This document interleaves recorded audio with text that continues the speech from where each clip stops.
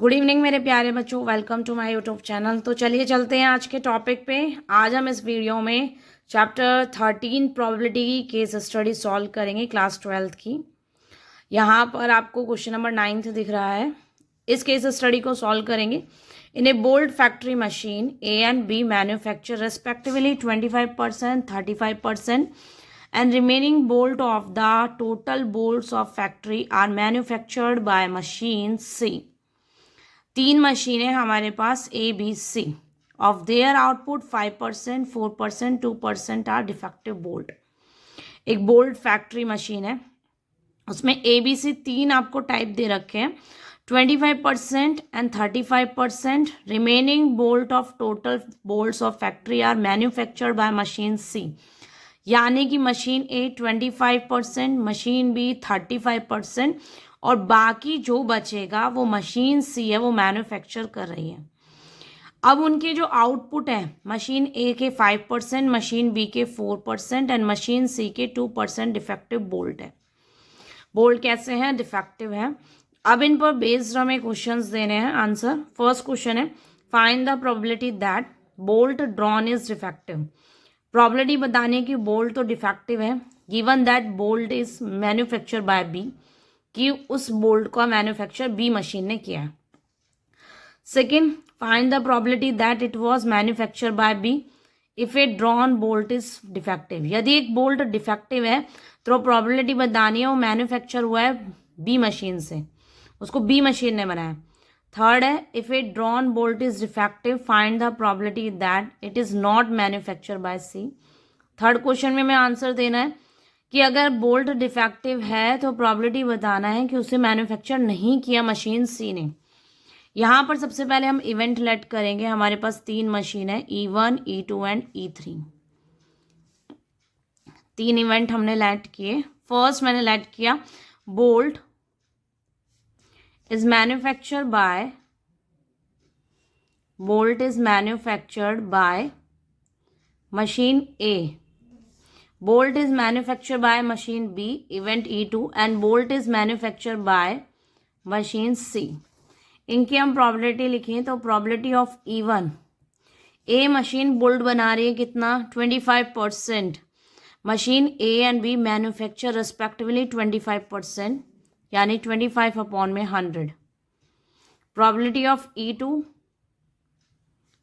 of E2 यानी कि 35/100 and probability of E3 यानी मशीन सी कितना बोल्ट मैन्युफैक्चर कर रही है, तो रिमेनिंग बोल्ट 25% ए कर रही है, बी 35 कर रही है, तो सी कितना करेगी? दोनों का सम 100 में से माइनस कर देंगे, यानी 35 एंड 25, ये हमारा हो जाएगा 60%। तो फिर सी कितना करेगी? 40%, यानी 40/100। Now event A. अब इवेंट क्या है कि बोल्ट कैसा है? डिफेक्टिव। मशीन जो बोल्ट बना रही है उसमें 5% ए मशीन, बी जो है 4% एंड सी 2% बोल्ट जो है उनके कैसे हैं? डिफेक्टिव। तो इवेंट ए हमारा क्या हो गया? Bolt defective. Bolts are defective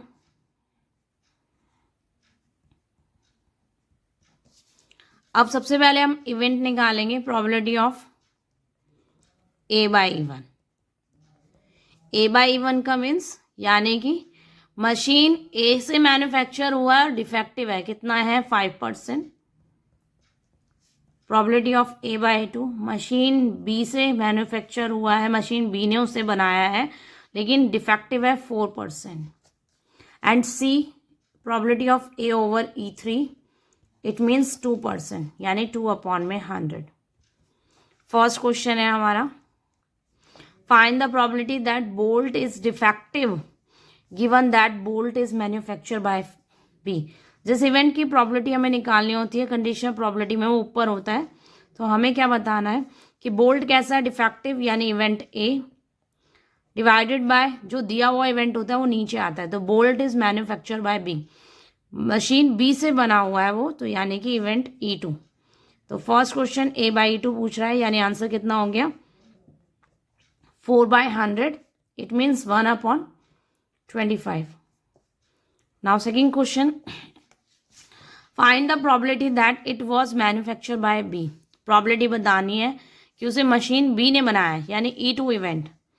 second question में E2 ऊपर एंड डिवाइडेड बाय ओवर क्या आ जाएगा, if A bolt is defective. दिया हुआ इवेंट क्या हो गया, बोल्ट कैसा डिफेक्टिव, यानी इवेंट ए। तो हमसे सेकंड क्वेश्चन में E2 बाय ए पूछ रहा है। इस तरह के क्वेश्चंस में बेस थ्योरम लगती है। फॉर्मूला क्या हो जाएगा हमारा, सबसे पहले E2 इवेंट हुआ, then A by two, E2 हो चुका तब इवेंट ए, अपॉन में total E1 into probability of A by E1 plus probability of E2 into में probability of A by E2 plus probability of E3 into में probability of A by E3। Value put करें, probability of E2 35 upon में 100 multiply by 4 upon में 100 divided by E1 है 25 upon में 100 into में 5 upon में 100 plus E2 35 upon 100 into 4 upon 100, E3 40 upon में 100 into 2 upon में 100। तो डिनोमिनेटर तो कैंसिल हो जाएगा इस तरीके से, एल्शियम लेने पे कैंसिल। ये आ जाएगा हमारा 35 इंटू 4 140, 25 इंटू 5 125 एंड 140 प्लस 80। तो ये हो जाएगा हमारा 140 एंड डिवाइडेड बाय 5 4 एंड 345, जो कि 2 की टेबल से 28 डिवाइडेड बाय 69, हाँ 69। ये हमारे सेकेंड क्वेश्चन का क्या हो गया हमारा आंसर। नाउ क्वेश्चन थर्ड जो है वो क्या पूछ रहा है हमसे, थर्ड क्वेश्चन में, if A bolt is defective. Bolt कैसा है, डिफेक्टिव है, यानी गिवन इवेंट ए। प्रोबेबिलिटी बतानी है कि उसे मशीन सी ने नहीं बनाया, मैन्युफैक्चर मशीन सी ने नहीं किया। तो हम तो निकालेंगे सी ने किया है और उसे 1 में से माइनस कर देंगे। तो सी ने जो मैन्युफैक्चर किया है वो मैंने इवेंट कौन सा सेलेक्ट किया था, E3। तो फर्स्ट में E3 बाय ए निकालूंगी और फिर उसको माइनस कर देंगे 1 में से, तो वो नहीं मैन्युफैक्चर किया, उसका आंसर आ जाएगा।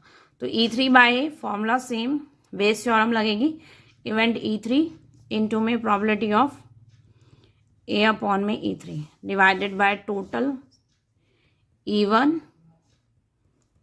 ए over E1 plus E2 probability of A by E2 plus E3 probability of A by E3। तो E3 जो इवेंट है उसकी प्रोबेबिलिटी 40 अपॉन में 100 एंड ए बाई E3 की कितनी हो जाएगी, 2 अपॉन में 100 अपॉन में टोटल आ जाएगा जो अभी हमने जस्ट किया था। टोटल हमारा कितना हो गया 345 और वो डिवाइड में 345 और डिवाइड में वही सेम 20 एंड 20 100 तो वो कैंसिल हो गया। 80 अपॉन में कितना हो जाएगा 345। अब हमसे तो ये पूछा है कि उसे मशीन सी ने नहीं बनाया, तो E3 बाय की बार पूछा है आपसे कॉम्प्लीमेंट, तो 1 minus probability of E3 over A, तो 1 माइनस 80 अपॉन 345 एल्शियम लेंगे तो 265 अपॉन में 345 आएगा, यानी आंसर हमारा हो जाएगा 53 अपॉन में 69। ये हमारे इस क्वेश्चन का क्या हो गया आंसर। नेक्स्ट क्वेश्चन है, a building contractor undertakes a job to construct 4 flats on a plot along with parking area. Due to strike, the probability of many construction worker not being present for the job is 0.65. The probability that many are not present and still the work gets complete on the time is 0.35. The probability that works will be completed on the time when all workers are present in 0.80. तो question हमसे क्या कह रहा है, एक building contractor undertakes a job to construct 4 flats on a plot along with parking area। मतलब 4 flat बनाना है एक प्लॉट पर, कंस्ट्रक्शन वर्क चल रहा है। ड्यू टू स्ट्राइक के कारण probability of many construction worker not being present for the job, strike के कारण बहुत सारे जो वर्कर हैं वो काम पर नहीं आते, प्रेजेंट नहीं होते, नहीं होने की प्रॉबिलिटी हमें दे रखी है 0.65। The probability that many are not present and still the works get completed on the time. अब वर्कर नहीं आते तो भी काम जो है वो टाइम पर कंप्लीट हो रहा है, उसकी प्रॉबिलिटी 0.35 है। The probability that work will be completed on time when all worker are present is 0.80। और वर्क टाइम पर कंप्लीट हो जाता है जब वर्कर प्रेजेंट हो, तो इसकी प्रॉबिलिटी है 0.80। हमें इवेंट गिवन है, रिप्रेजेंट E1 इवेंट है, represent the event when many worker were not present for the job. E1 event है कि वर्कर्स जो हैं वो जॉब पर प्रेजेंट ना हो, और E2 इवेंट है all the worker were present, यानी सारे वर्कर प्रेजेंट हैं। और इवेंट ई है represent completing the construction work on time, यानी कि कंस्ट्रक्शन वर्क जो है वो टाइम पर खत्म हो गया। जनरली ये जो ई सिंबल है हम इसे ए सिंबल से डिनोट करते हैं, जो एनसीईआरटी सिंबल है उसे ए से डिनोट करते हैं। अकॉर्डिंग टू द क्वेश्चन हम इसे ई ही डिनोट करेंगे। तो हमारा E1 इवेंट जो है वो यहाँ पर लिखा हुआ है, मैं सीधा इसकी प्रॉबिलिटी लिखूंगी, प्रॉबिलिटी ऑफ E1। तो हमारा E1 इवेंट क्या है, बहुत से वर्कर जो काम पर नहीं थे, तो काम पर नहीं है due to strike, probability of many construction worker not being present for the job. E1 event की प्रॉबिलिटी हो जाएगी 0.65। एंड प्रॉबिलिटी ऑफ E2, यानी कि वर्कर प्रेजेंट थे तो नहीं होने का हमें पता है, और होने यानी वर्कर प्रेजेंट होने की प्रॉबिलिटी हम कैसे निकालेंगे, 1 में से माइनस कर देंगे, क्वेश्चन में गिवन नहीं है, यानी कि आंसर हो जाएगा 0.35। अब जो इवेंट ई है उसकी प्रॉबिलिटी अच्छा, ई इवेंट जो है वो क्या है कि कंस्ट्रक्शन वर्क जो है वो टाइम पर खत्म हो गया। अब फर्स्ट हम निकालेंगे ई बाय ई वन। ई बाय ई वन का मतलब E1 इवेंट हो चुका, वर्कर काम पर नहीं थे, तब भी कंस्ट्रक्शन वर्क टाइम पर हो गया। तो many are not present and still the work get completed on time, 0.35।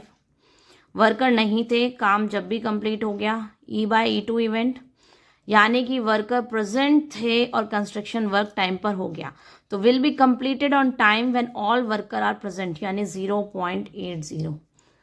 अब हमसे फर्स्ट क्वेश्चन में क्या पूछा है, what is the probability that all the worker are present for the job. Probability बताने, देखो सेकंड E2 इवेंट की ही question में प्रॉबिलिटी पूछी है कि वर्कर जो है वो प्रेजेंट था जॉब पर, यानी फर्स्ट क्वेश्चन में हमसे E2 इवेंट की प्रॉबिलिटी पूछ रहा है, तो 0.35 इसका आंसर हो गया। सेकेंड क्वेश्चन है represent the event, sorry, what is the probability that construction will be completed on time. तो सेकंड क्वेश्चन में हमसे पूछ रहा है कि कंस्ट्रक्शन वर्क जो है वो टाइम पर खत्म हो गया, यानी इवेंट ई की प्रॉबिलिटी। तो ये टोटल प्रॉबिलिटी का क्वेश्चन है, यानी कि सबसे पहले E1 इवेंट हुआ, फिर E1 हो चुका इवेंट, तब E इवेंट हुआ, या फिर E2 इवेंट हुआ, देन E2 हो चुका, तब इवेंट E हुआ। टोटल प्रॉबिलिटी का ये क्वेश्चन है। वैल्यू पुट करेंगे 0.65, 0.35, 0.35 इंटू में 0.80। Now 0.35 taking common, that is 0.65 plus 0.80, 0.35 multiply by 1.45, और जब हम इसको मल्टीप्लाई करेंगे देन वी गेट 0.5075। ये फर्स्ट क्वेश्चन का आंसर है। सेकंड का, now question number third question में क्या पूछा है, what is the probability that many worker are not present. Probability बतानी है कि वर्कर प्रेजेंट नहीं थे, given that construction work completed on the time. Construction work time पर हो गया, गिवन दैट, यानी इवेंट ई हमारा नीचे आ जाएगा, और हमसे पूछा है E1/E फर्स्ट क्वेश्चन में, यानी फर्स्ट क्वेश्चन में हमसे पूछा है वर्कर प्रेजेंट। थर्ड क्वेश्चन में जो हमसे पूछा है वो ये है कि वर्कर प्रेजेंट नहीं थे, यानी इवेंट E1, और गिवन कौन सा ई इवेंट। इस टाइप के क्वेश्चन होते हैं बेस थ्योरम के। तो probability of E1 E/E1, probability of E1 into probability of E/E1 plus probability of E2 into में probability of E by E2। Value put करेंगे 0.65 इंटू में 0.35 डिवाइडेड बाय, ये टोटल प्रोबेबिलिटी हो गई यानी इवेंट ई यही था ये, तो इसकी जगह सीधा वैल्यू डालूंगी 0.5075। तो ये हमारा हो जाएगा मल्टीप्लाई करने पर 0.2275 डिवाइडेड बाय 0.5075 और डिवाइड देंगे तो 0.4482, ये हमारा आंसर हो जाएगा। नाउ इसी का जो क्वेश्चन का और पार्ट है, what is the probability that all worker are present. Probability बताने की वर्कर प्रेजेंट थे, given that construction job was completed on time. तो वर्कर प्रेजेंट थे यानी E2 इवेंट की प्रोबेबिलिटी पूछा है क्वेश्चन में हमसे और ई इवेंट हमारा दिया हुआ है। तो यहाँ फॉर्मूला चेंज होके E2 आ जाएगा, प्रोबेबिलिटी ऑफ E2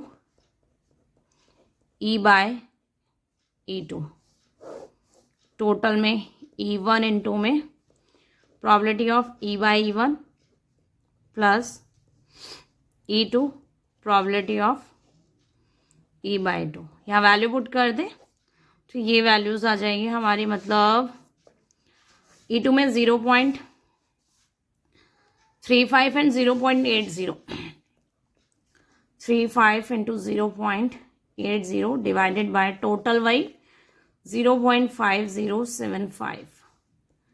तो ये हमारा आ जाएगा 0.28 डिवाइडेड बाय 0.5075। आंसर हमारा हो जाएगा 0.5517। तो ये हमारे इस क्वेश्चन का आंसर था। तो आज की वीडियो में इतना ही बच्चों, थैंक यू सो मच। पढ़ते रहो, बढ़ते रहो।